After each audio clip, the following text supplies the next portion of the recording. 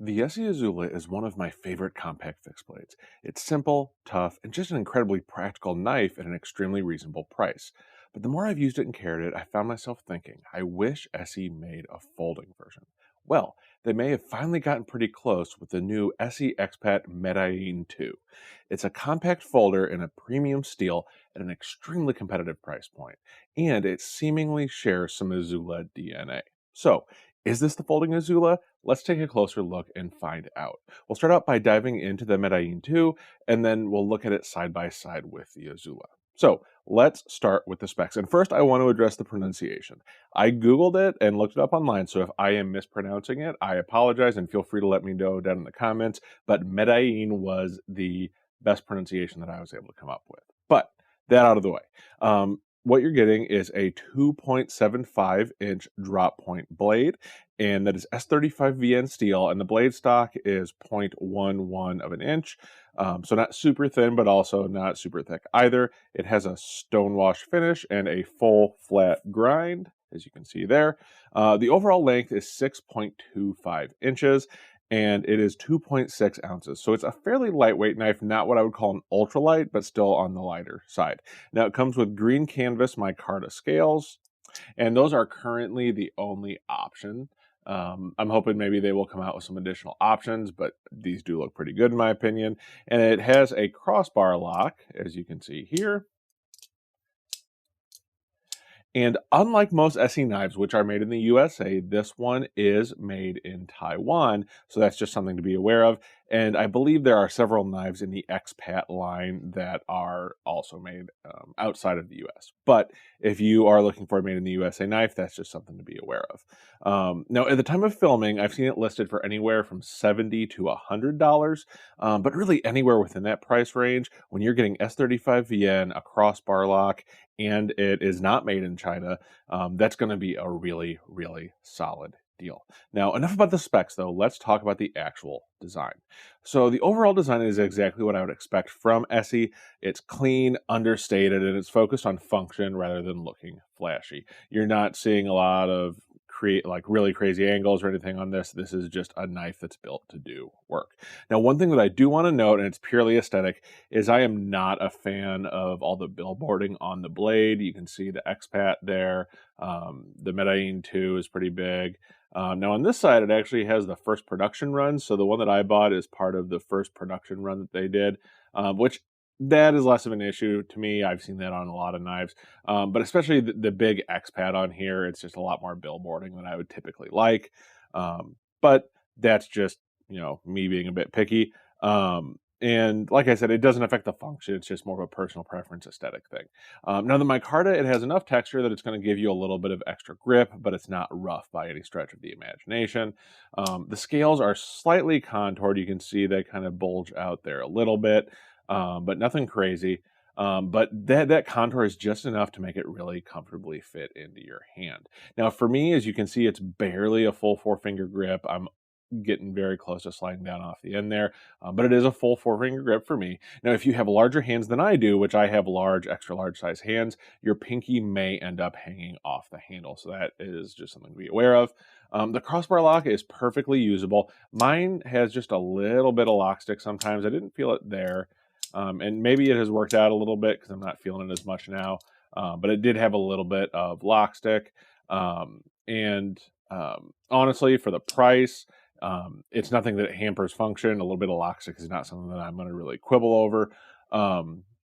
Now, I also haven't disassembled this like I do with some of my knives. So if I did that and lubricated it, it may help clear that up a little bit too. Now, it does have some jimping on the base of the blade here, which sits very comfortably where your thumb will probably rest naturally. I would like some jimping up here, which it does not have, but that's just more of a personal preference thing, and it's definitely not a deal breaker for me.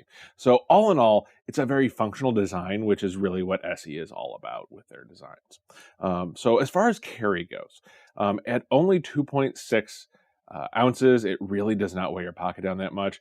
And the close length is 3.62 inches, so it's really a relatively minimal footprint as well. Now, the pocket clip is deep carry, as you can see here, and it is also reversible, which is a really, really good thing for the lefties out there.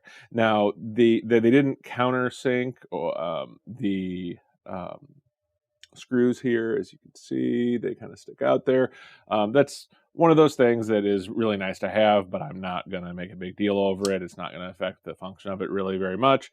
And the other thing with carry is if you live somewhere with a 3-inch blade length restriction like I do, this is going to be great for that, because with a blade length of 2.75 inches, it's going to fall very comfortably within that legal range.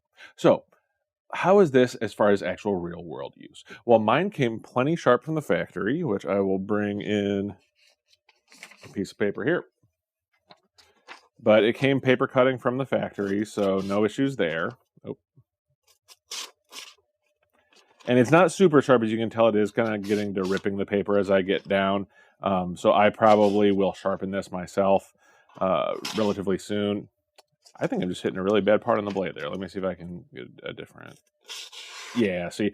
So I think I may have just, because I have used this, so maybe I roughed up a spot of the blade.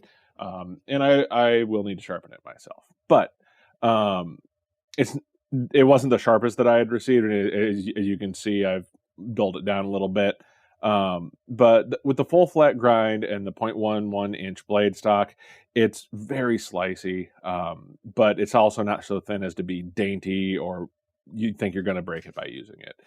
For your usual EDC tasks like opening packages, breaking down boxes, cutting zip ties, this is going to be fantastic. It should also work well for limited food prep with its stainlessness and the S35VN especially, it's a relatively stainless steel, and just the thinness and the grind. Now, the drop point blade is a very good generalist design. It has enough tip to do detailed work, but at the same time, it's robust enough to deal with daily tasks. So it's not like a clip point where it might be a little bit too fine of a tip. So really good generalist blade shape. As far as the build quality goes, the fit and finish on my example are great. The blade was smack dab in the center, which I'm assuming it still is. Yep. And the Micarta scales fit really nicely against the liners. They don't stick out or anything like that. There's a nice little contour that kind of guides your thumb into the thumb stud there, and also serves as a good spot to rest your hand or your fingers when you grip it.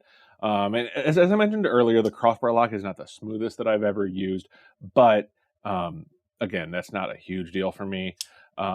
It functions reliably, and I expect it'll probably improve as I break it in a little bit more. And really, considering this is a sub-$100 knife with a premium steel that's made in Taiwan, I think the build quality is fantastic. So normally this is where I do comparisons, but since I said that this may be the folding Izula, I'm going to compare it to the Izula. So obviously, if you look at these, this is not a one-for-one equivalent. It's not going to be exactly the same. But I think it is probably the closest I've ever seen a folder get to the Izula. So the overall length is basically identical if you are using the Izula without extended scales. And as you can see, mine has the extended scales, so the Izula is going to be a little bit longer. But if I were to take the scales off this, these would actually be the exact same length.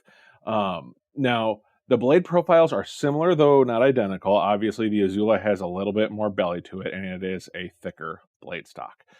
So, again, not a one-for-one. And this one also has a little bit more of, I guess I'll call this a choil, or just a spot for your finger to rest there. But, again, fairly similar blade shape. They're both a full flat grind. Like I said, the blade stock on the Izula is a little bit thicker. The scales are going to depend on what you put on your Izula, because the Izula doesn't come with scales, so you're going to have to put your own on there. But they're pretty similarly contoured. The Izula definitely has more of a palm swell. These are scales from the knife connection. But again, those are going to vary depending on where you get your scales from. So I wouldn't call the Medellin 2 literally a folding Izula, but it's about as close as you're going to get on the market today. And I think if you like the Izula as a fixed blade, I think you will like the Medellin as a folder. So what are the pros and cons for the Medellin. So one of the big pros is it is an incredible value. For $70 to $100 for what you get, I think it's an awesome value. They're really good blade geometry for everyday cutting with that full flat grind. It has a very comfortable ergonomic handle. It's lightweight and deep carry, which both make it very carryable. The S35VN and Micarta for under $100 and not being made in China is just kind of an amazing deal. I can't harp on the value there enough. The good overall fit and finish, and really good blade centering. So there's a lot to love there. Now the cons for me are the crossbar lock, like I mentioned, isn't the smoothest. Mine had a little bit of lock stick. And with crossbar locks, your Omega springs are always going to be that weak point. Mine have obviously lasted fine so far, but that is always a concern with crossbar locks. And barely having a 4-finger grip for me, it works for me, but if you have larger hands than me, that's going to be something to consider. And some buyers may be disappointed that this is not made in the USA like you typically expect from ESEE. Now, that doesn't bother me personally, but that is just going to vary from person to person. So, with that said, coming into the review, I asked that question: is the Medellin 2 the folding Izula? I'm going to say yes, in the sense that it's as close as you can get right now. It's not a one-for-one equivalent. But you'd be hard-pressed to find something more similar to the Izula on the market today.